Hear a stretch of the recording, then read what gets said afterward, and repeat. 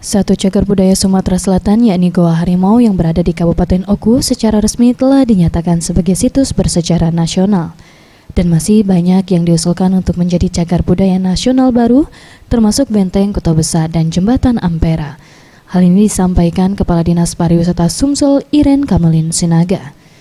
Benteng Kota Besar dan Jembatan Ampera diusulkan untuk menjadi cagar budaya nasional berdasarkan pengkajian mendalam karena memiliki nilai sejarah untuk Kota Palembang, dan pihaknya juga terus melakukan sosialisasi kepada masyarakat untuk tidak melakukan penyelaman di Sungai Musi untuk menggali dan mencari barang bersejarah karena hal tersebut termasuk tindakan pidana.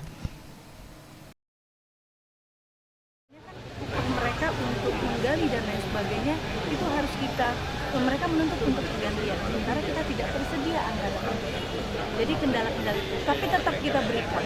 Kemudian kami juga bukan sebagai penindak pidananya. Dalam Undang-Undang Cagar Budaya disebutkan ada pidana ketika ada perusakan dan lain sebagainya. Tapi itu sudah ranahnya bukan ranah kami.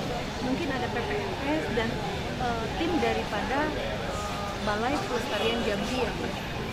Jambi ya, PT Jambi PT yang memang seharusnya selalu turun, tetapi wilayah mereka juga jangkauannya bukan hanya Palembang saja. Wilayah mereka mencakup dengan beberapa wilayah. Jadi kendala-kendala, tapi tetap kita sampaikan kepada penyelam-penyelam. Dirinya menambahkan pihaknya terus melakukan pendataan dan pengkajian terkait penemuan benda bersejarah dan situs baru. Hal ini bertujuan untuk mengantisipasi adanya perdagangan ilegal yang dapat menghilangkan benda tersebut. Tim Liputan Sriwijaya TV.